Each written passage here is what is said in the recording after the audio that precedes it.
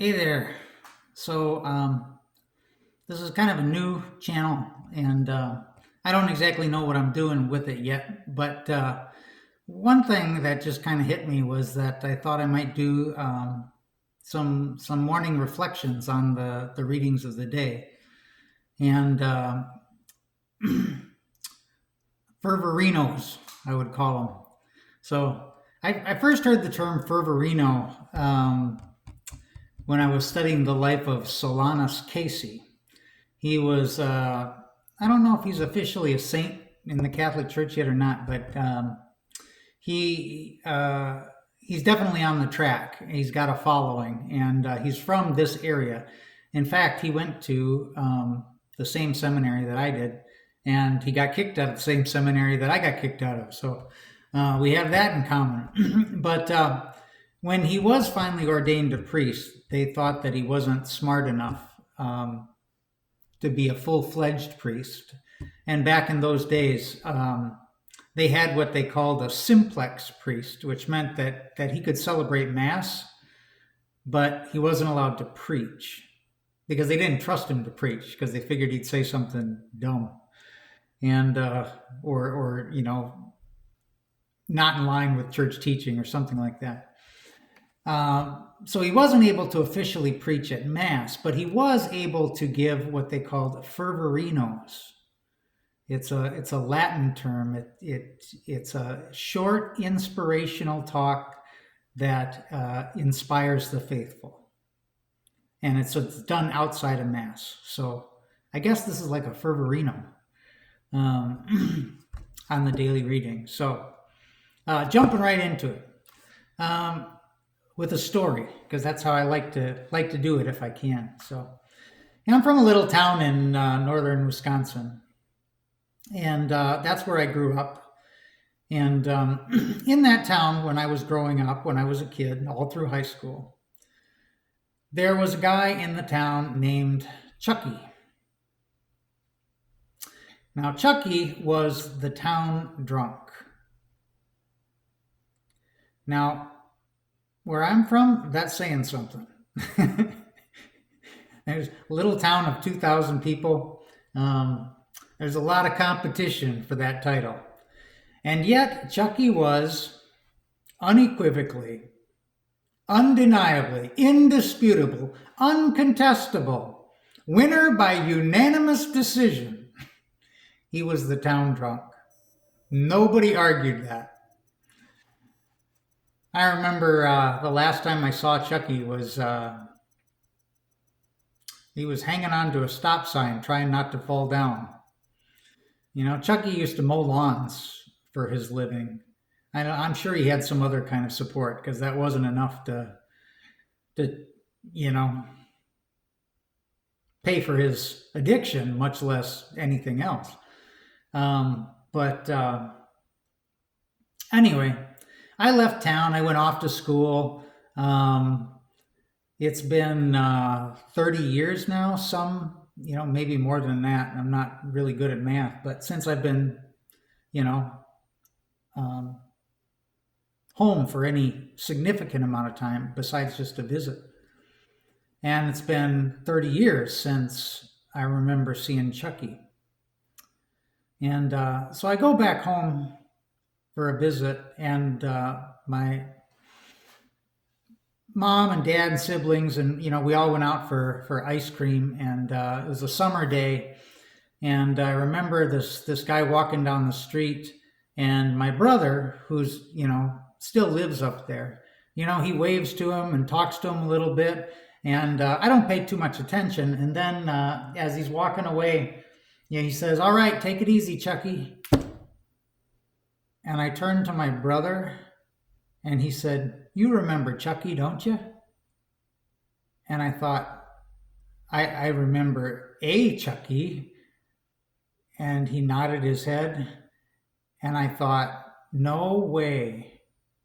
I would never have recognized him in a million years. He looks like a completely different person. And my brother simply said, "Well, that's because he is a different person." That's not the way I saw Chucky's story ending.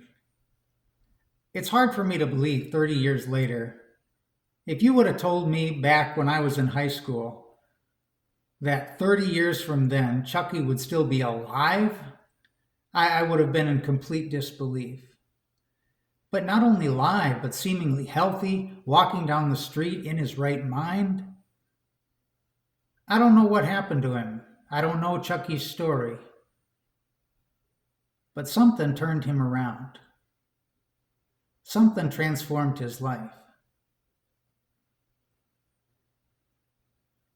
I guess that's kind of what today's readings are about, are transformation. It's kind of an interesting reading. So Jesus is talking to the crowds, and the crowds are demanding a sign. Give us a sign. Give us a sign. And Jesus says, this is my paraphrase of the gospel, of course. Man, you people are really wearing me down. You don't need a sign. You need to pay attention to the signs that were already given to you. You have plenty of signs, but you don't recognize them.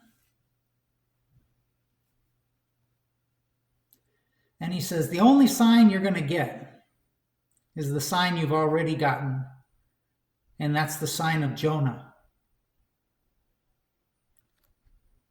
That's kind of a cryptic message. What in the world is the sign of Jonah? When I think of Jonah, as most people do, they think of the whale. That's all they think about. Jonah and the whale. He gets swallowed by a whale. But if you read the story of Jonah, it's a very powerful story of transformation. Personal transformation and social transformation. And how it's an encounter with people different than us that transforms us. So God asked Jonah to go and preach to the Ninevites. Now the Ninevites are kind of like the Jewish people's sworn enemy. They're the bullies of the region. They're their worst enemies. They don't want to have anything to do with them. And Jonah doesn't want to go and preach to them because he thinks they don't deserve it. And he's kind of afraid. He's afraid that they might, actually listen to him, that they might change from their wicked ways and turn their life around. And then, of course, God would have mercy on them. And Jonah doesn't want to be part of that. They don't deserve mercy. So God asks him to go and preach to the Ninevites. Jonah refuses. He gets on a boat and he goes in the opposite direction of Nineveh. And that's where, we're familiar with the story. God brings a whale out there, or a big fish, and brings Jonah back to where he's supposed to be. That's a sermon in itself, right? That God is always bringing us back almost against our will to where we are supposed to be. We stray off and we go this way and that way for a while, but eventually we're brought back one way or the other, even if it takes a big fish. But eventually, Jonah, he still doesn't want to, but he preaches to the Ninevites, and his worst fear comes true. He doesn't even get partway through the city, and everybody repents. They're ready to change their ways. They're ready to get their life back together. And everybody in the city, from the king down to the peasants, they're going to totally change their lives around. And Jonah can't believe it. The city of Nineveh is transformed by Jonah's preaching. But Jonah is also transformed by their response. And so it's a story of mutual transformation that happened because of the encounter between these two very different people, And then Jesus gives another example in the same vein. He talks about the Queen of Sheba going to visit Solomon. So King Solomon was famous for all of this wisdom, right? And the Queen of Sheba heard about it, and so she, even though she was a foreigner, she wasn't part of their faith and their way of life. She traveled the entire distance of the known world so that she could seek Solomon out. And she's transformed. And it doesn't say it in the scripture, but I'll bet King Solomon was too. These two people were transformed by each other, by this encounter.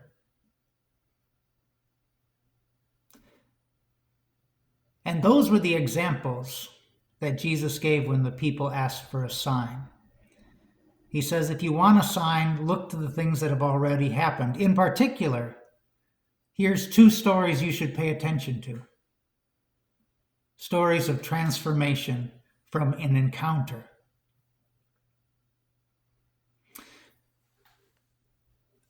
So how is a sign different from a miracle, right?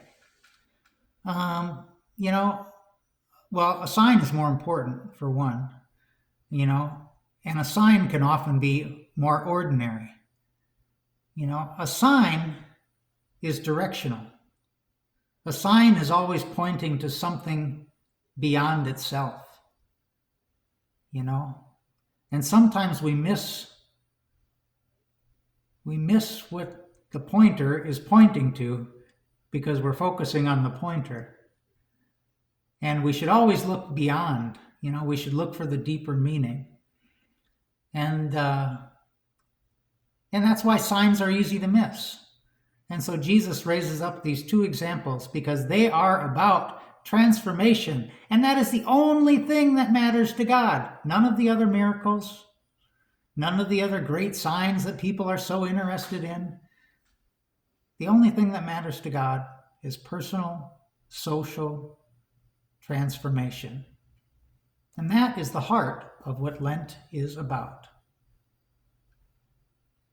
Your daily Fervorino.